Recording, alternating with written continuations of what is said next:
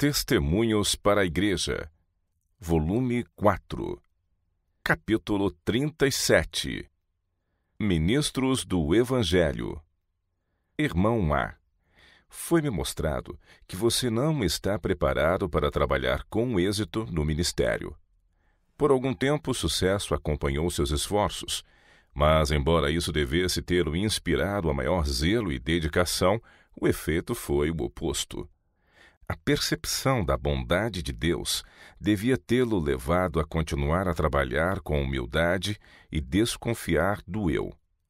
Mas, especialmente após a sua ordenação, você começou a sentir que era um pastor amadurecido, capaz de apresentar a verdade em grandes locais. E tornou-se indolente, não sentindo responsabilidade pelas almas, e seu trabalho desde então tem sido de pouco valor para a causa de Deus.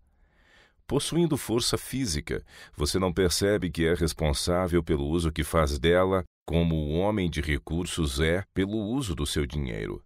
Você não aprecia trabalho manual. Contudo, tem uma constituição que requer esforço físico severo para a preservação da saúde, bem como para agilizar as faculdades mentais. No que se refere à saúde, o exercício físico seria do maior valor para todos os nossos pastores. E quando quer que possamos ser liberados do serviço ativo no ministério, deviam sentir-se no dever de empenhar-se em esforço físico para o sustento de sua família. Irmão A, você tem dissipado o tempo no sono, que em vez de ser essencial à sua saúde, tem sido prejudicial. As preciosas horas que tem perdido não realizando nenhum bem a si mesmo nem a outros permanecem contra você no registro do céu. Seu nome foi-me mostrado sob o título Servos Preguiçosos. Seu trabalho não suportará o teste do juízo. Você gastou muito tempo precioso em dormir, a ponto de suas faculdades parecerem paralisadas. Pode-se obter a saúde por hábitos corretos de vida, e pode ela ser levada a render e a capitalizar juros. Este capital, porém, mais precioso do que qualquer depósito bancário, pode ser sacrificado pela intemperança no comer e beber, ou permitindo que os órgãos se enferrujem pela inação. Condescendências acariciadas devem ser abandonadas, deve-se vencer a preguiça. A razão pela qual muitos de nossos pastores se queixam de doença é deixarem de fazer exercício suficiente e condescenderem em comer demais. Não compreendem que tal conduta põe em perigo o organismo mais resistente.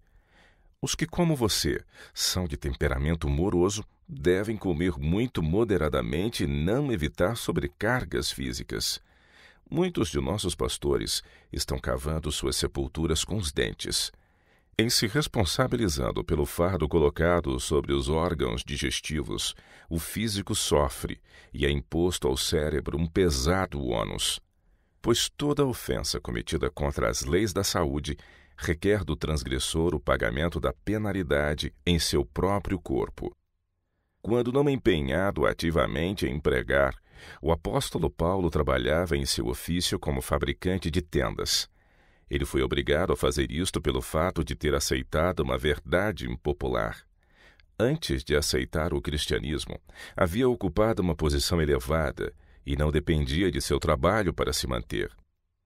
Era costume entre os judeus ensinar seus filhos algum ofício, por mais elevada que fosse a posição que esperassem ocupar, para que circunstâncias adversas não viessem deixá-los incapacitados de manterem a si mesmos. De conformidade com este costume, tornou-se Paulo fabricante de tendas, e ao serem seus recursos empregados para o avanço da causa de Cristo e em benefício de seu próprio sustento, recorreu ele à sua profissão a fim de conseguir um meio de vida. Jamais alguém viveu que fosse mais zeloso, enérgico e altruísta discípulo de Cristo do que Paulo. Ele foi um dos maiores mestres do mundo. Cruzou os mares e viajou para perto e longe, até que uma vasta porção do mundo ouvisse de seus lábios a história da cruz de Cristo. Ele possuía desejo ardente de levar homens prestes a perecer ao conhecimento da verdade através do amor do Salvador. Sua alma estava envolvida na obra do ministério, e foi com sentimentos de dor que se afastou do trabalho por causa das próprias necessidades físicas, mas estabeleceu-se na lida de artesão para não ser um peso às igrejas que estavam afligidas pela pobreza. Embora tivesse implantado muitas igrejas, recusou ser por elas sustentado, temendo que sua utilidade e êxito como ministro do Evangelho pudesse sofrer interferência pela desconfiança de sua motivação. Ele desejava remover todo motivo para que seus inimigos não o interpretassem mal e assim diminuísse a força de sua mensagem. Paulo apela aos irmãos coríntios para entenderem que, como um obreiro do Evangelho, ele poderia reivindicar o apoio deles, em vez de sustentar-se. Mas ele abria mão desse direito, temendo que a aceitação de recursos para o seu sustento pudesse possivelmente colocar-se no caminho de sua utilidade. Embora de saúde frágil, ele trabalhava durante o dia no serviço da causa de Cristo, e então boa parte da noite ele labutava, e às vezes a noite inteira, para que pudesse fazer provisão para as próprias necessidades e as de outros. O apóstolo queria também dar um exemplo aos seus irmãos, assim dignificando e honrando a laboriosidade. Quando nossos pastores sentem que estão sofrendo dificuldades e privações na causa de Cristo, que visitem com a imaginação a oficina do apóstolo Paulo, tendo em mente que enquanto esse escolhido homem de Deus estava fabricando tendas, trabalhava pelo pão que merecidamente ganhara por seus esforços como apóstolo de Jesus Cristo. Ao chamado do dever, este grande apóstolo poria de parte o seu negócio para enfrentar os mais violentos oponentes e deter sua altiva jactância, e depois reassumir o seu humilde ofício. Sua laboriosidade religiosa é uma repreensão à indolência de alguns de nossos pastores. Quando têm a oportunidade de trabalhar para ajudar a sustentar a si mesmos, devem fazê-lo com alegria. Deus nunca planejou que o homem vivesse em apatia. Quando Adão estava no Éden, meios foram criados para sua ocupação. Embora nem sempre a corrida seja do mais ágil, nem a batalha do mais forte, contudo aquele que trabalha com mão enganosa empobrece. Os que são diligentes em negócios nem sempre prosperarão, mas a preguiça e a indolência certamente ofenderão o Espírito de Deus e destruirão a verdadeira religiosidade. Uma poça de água estagnada é prejudicial, mas um riacho puro e corrente espalha saúde e alegria sobre a terra. O homem de perseverante laboriosidade será uma bênção em qualquer parte. O exercício das faculdades físicas e mentais do homem é necessário para o seu desenvolvimento pleno e apropriado. Os jovens pastores devem procurar meios de se tornarem úteis onde quer que estejam. Quando convidados a visitar pessoas em seus lares, não devem sentar-se passivamente, sem fazer esforço para ajudar aqueles cuja hospitalidade compartilham. As obrigações são mútuas. Se o pastor compartilha a hospitalidade de seus amigos, é seu dever corresponder à sua bondade por sua conduta, sendo atencioso e mostrando consideração para com eles. Aqueles que o acolhem podem ser pessoas preocupadas que trabalham arduamente. Por manifestar disposição, não somente esperar para si mesmo, mas prestar ajuda oportuna, o pastor pode muitas vezes encontrar acesso ao coração e abrir o caminho para o recebimento da verdade. Deus não emprega homens preguiçosos em sua causa. Ele quer obreiros atenciosos, bondosos, afetuosos e diligentes. O esforço ativo fará bem a nossos pregadores. A indolência é prova de perversão. Cada faculdade da mente, cada osso do corpo, cada músculo dos membros mostra que Deus designou nossas faculdades para serem usadas e não para permanecerem inativas. O irmão A é indolente demais para gastar suas energias na obra e envolver-se em perseverante esforço. Homens que desnecessariamente empregam as horas do dia para dormir não têm o senso do valor dos preciosos e áureos momentos. Tais homens se provarão somente uma maldição para a causa de Deus. O irmão A é muito presunçoso. Não é um dedicado estudante da Bíblia. Não é o que devia ser, nem o que pode tornar-se pela dedicação zelosa. Ele ocasionalmente se anima a fazer alguma coisa, mas a sua preguiça, o seu amor natural pelo conforto, levam-no a voltar ao mesmo conduto da morosidade. As pessoas que não adquiriram hábitos de estrita operosidade e economia de tempo devem ter regras estabelecidas para as estimular a regularidade e a presteza. Washington, o estadista americano, foi habilitado a realizar grande quantidade de negócios, porque era exato em conservar a ordem e a regularidade. Cada papel tinha sua data e seu lugar, e tempo algum era perdido em procurar o que não estava no lugar designado. Os homens de Deus precisam ser diligentes no estudo, zelosos na aquisição de conhecimentos, nunca desperdiçando uma hora. Mediante esforços perseverantes, podem atingir quase qualquer grau de eminência como cristãos, como homens de poder e influência. Muitos, porém, nunca alcançarão distinção superior no púlpito ou nos negócios, devido à sua instabilidade de propósito e à frouxidão dos hábitos contraídos na juventude. Em tudo que empreendam, ver-se-á descuidosa desatenção. Um súbito esforço aqui e ali não é suficiente para efetuar uma transformação nesses amantes da comodidade e indolência. Isso é obra que exige paciente perseverança em fazer o que é correto. Homens de negócios só podem ter verdadeiro êxito se tiverem horas regulares para levantar-se, orar, comer e deitar-se. Se a ordem e a regularidade são essenciais nas atividades mundanas, quanto mais na obra de Deus. As brilhantes horas da manhã são por muitos desperdiçadas na cama. Estas preciosas horas, uma vez perdidas, passam para nunca mais voltar. São perdidas para o tempo e a eternidade. Uma hora apenas perdida cada dia. E que desperdício de tempo durante um ano! Pense nisso, dorminhoco, e detenha-se a considerar como há de dar a Deus conta das oportunidades perdidas. Os pastores devem dedicar tempo à leitura, ao estudo, a meditar e orar. Devem enriquecer o espírito com conhecimentos úteis, aprendendo de cor porções das Escrituras, traçando o cumprimento das profecias e aprendendo as lições que Cristo deu a seus discípulos. Levem um livro consigo para ler enquanto viajam de trem ou esperam na estação da estrada de ferro. Empreguem todo momento vago em fazer alguma coisa. Assim se fechará a milhares de tentações uma porta eficaz. Se o rei Davi tivesse se empenhado em algum trabalho útil, não seria culpado de assassinar Urias. Satanás está sempre pronto para ocupar aquele que não se ocupa. A mente que está continuamente lutando para elevar-se às alturas da grandeza intelectual não encontrará tempo para pensamentos desprezíveis e frívolos, que são a fonte de más ações.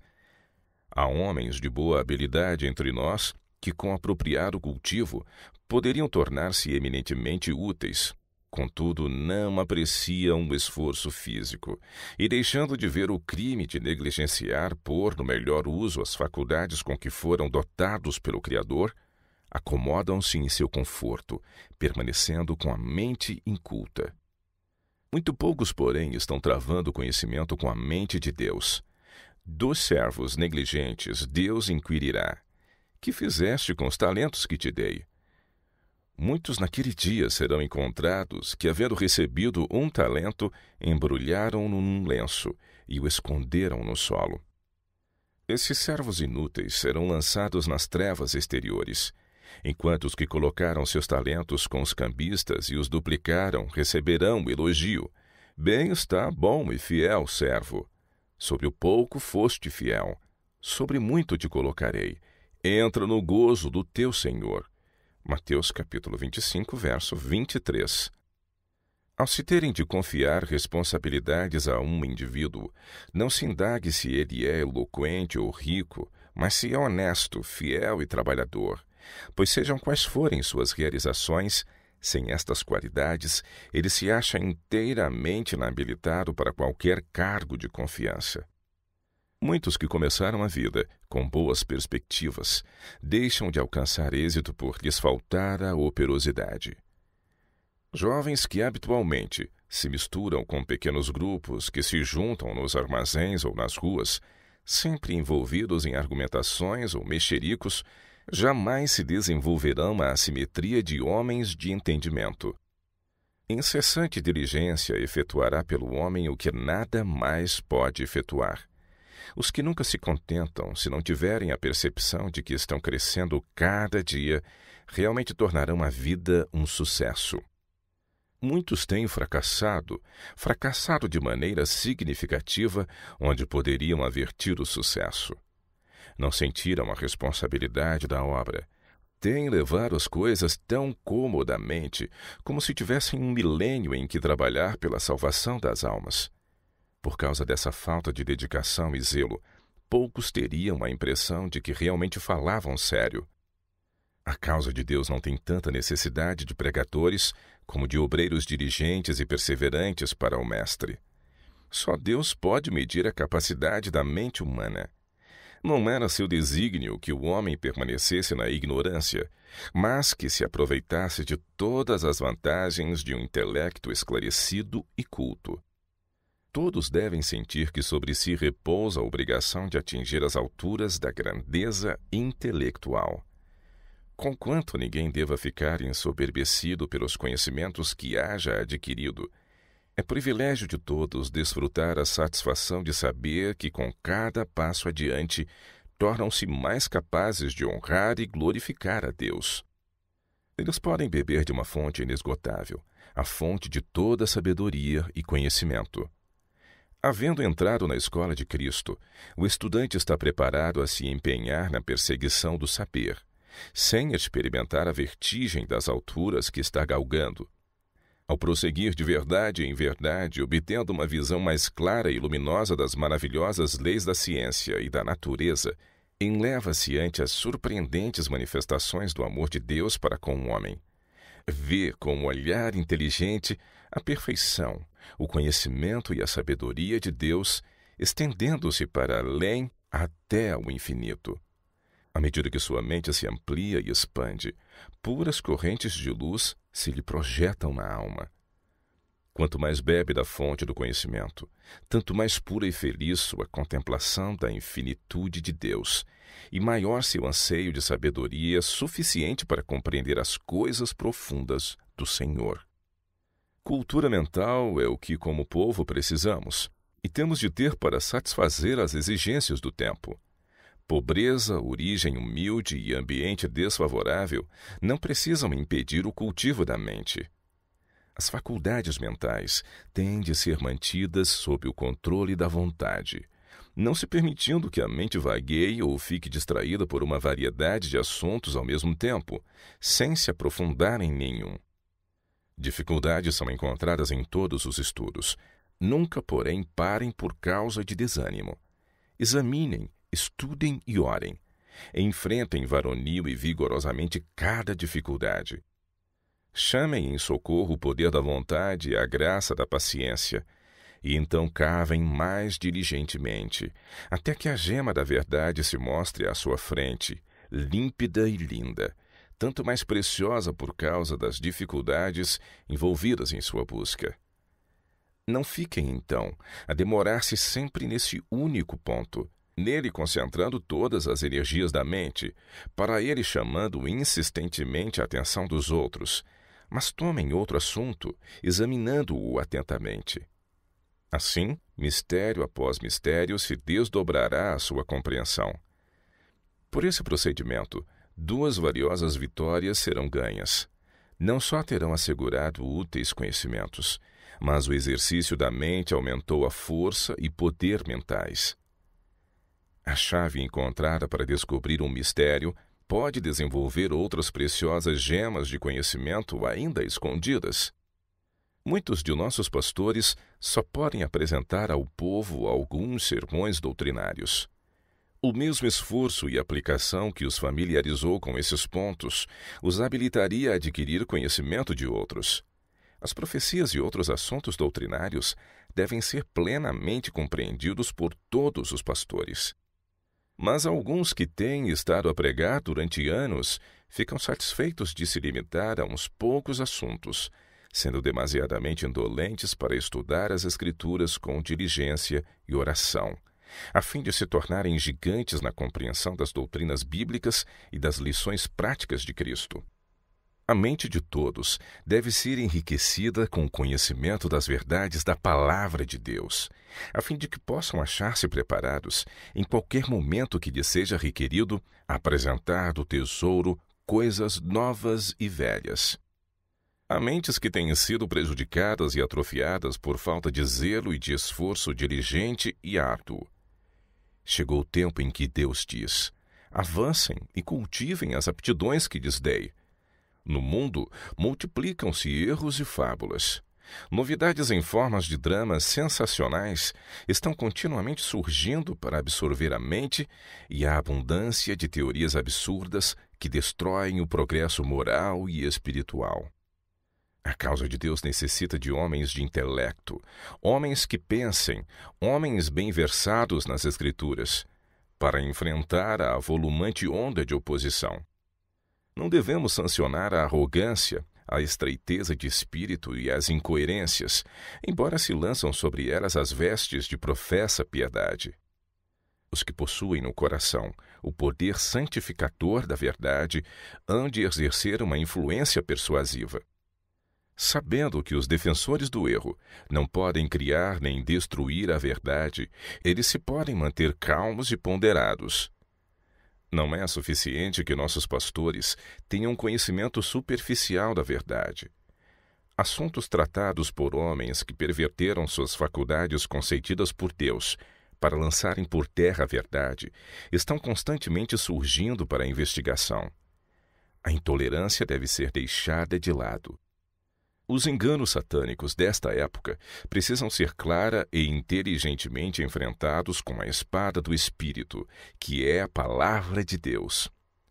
A mesma mão invisível que guia os planetas em suas órbitas e sustém os mundos por seu poder, tomou providências para que o homem formado à sua imagem possa ser um pouco menos do que os anjos de Deus no desempenho de seus deveres na terra. Os propósitos de Deus não têm sido atendidos por homens a quem foi confiada a mais solene verdade que já foi dada ao homem. Ele quer que subamos cada vez mais alto em direção a um estado de perfeição, vendo e percebendo a cada passo o poder e a glória de Deus. O homem não conhece a si mesmo. Nossas responsabilidades são exatamente proporcionais à nossa luz, oportunidades e privilégios. Somos responsáveis pelo bem que poderíamos ter feito, mas deixamos de fazer por termos sido muito indolentes em empregar os meios para o progresso que foram colocados a nosso alcance. O precioso livro de Deus contém regras de vida para homens de todas as classes e vocações. Nele se encontram exemplos que seria bom que todos estudassem e imitassem. O Filho do Homem não veio para ser servido, mas para servir. A verdadeira honra e glória do servo de Cristo não consiste no número de sermões pregados, nem na quantidade de seus escritos, mas na obra de atender fielmente às necessidades das pessoas. Se ele negligencia esta parte do trabalho, não tem direito ao nome de pastor. Necessitam-se em nossos dias homens capazes de compreender as necessidades do povo e a elas ministrar. O fiel ministro de Cristo vigia em todos os postos avançados para advertir, reprovar, aconselhar, suplicar e animar seus semelhantes, cooperando com o Espírito de Deus que nele atua poderosamente, a fim de que possa apresentar todo o homem perfeito em Cristo. Um homem assim é reconhecido no céu como pastor, trilhando as pegadas de seu grande exemplo. Nossos pregadores não são suficientemente minuciosos em relação a seus hábitos de alimentação. Tomam um alimento em quantidades demasiado grandes e vasta variedade numa só refeição. Alguns são reformadores apenas no nome. Não têm regras pelas quais nortear seu regime, mas condescendem em comer frutas ou nozes entre as refeições, e assim impõem cargas sobremodo pesadas aos órgãos digestivos. Alguns ingerem 3 refeições ao dia, quando 2 seriam mais condizentes com a saúde física e espiritual. Se as leis que Deus fez para governar o organismo físico são violadas, a penalidade há de seguir-se fatalmente. Por causa da imprudência no comer, os sentidos de alguns parecem meio paralisados, e eles são apáticos e sonolentos. Esses pastores de rosto pálido, que estão sofrendo em consequência de egoística tolerância para com o apetite, não recomendam a reforma de saúde. Quando sofrendo em virtude de sobrecarga de trabalho, muito melhor seria dispensar ocasionalmente uma refeição, dando assim oportunidade à natureza para refazer-se. Nossos obreiros fariam pela reforma de saúde mais pelo exemplo do que pregando-a. Quando amigos bem-intencionados fazem para eles alimentos muito elaborados, eles ficam fortemente tentados a desrespeitar o princípio, mas recusando os pratos requintados, os ricos condimentos, chá e café, podem demonstrar assim que são praticantes reformadores da saúde. Alguns estão sofrendo agora em consequência da transgressão das leis da vida, deixando assim um estigma sobre a causa da reforma de saúde. A exagerada condescendência no comer, beber, dormir ou ver é pecado. A ação harmoniosa saudável de todas as faculdades do corpo e da mente resulta em felicidade, e quanto mais elevadas e refinadas as faculdades, mais pura e perfeita a felicidade. As faculdades da mente devem exercitar-se em temas relacionados com nossos interesses eternos. Isso será conducente à saúde do corpo e mente. Há muitos, mesmo entre nossos pregadores, que desejam elevar-se no mundo sem esforço. São ambiciosos em realizar grande obra de utilidade, enquanto desconsideram os pequenos deveres do dia a dia que os tornariam úteis e os fariam pastores segundo a ordem de Cristo. Desejam realizar a obra que outros estão empreendendo, mas não têm entusiasmo pela disciplina necessária para a ela se adaptar. Esse desejo ardente tanto de homens quanto de mulheres, de fazerem algo bem acima de sua atual capacidade, simplesmente os está levando a cometerem evidentes erros logo de início. Eles indignadamente recusam galgar a escada, desejando elevar-se por um processo menos trabalhoso.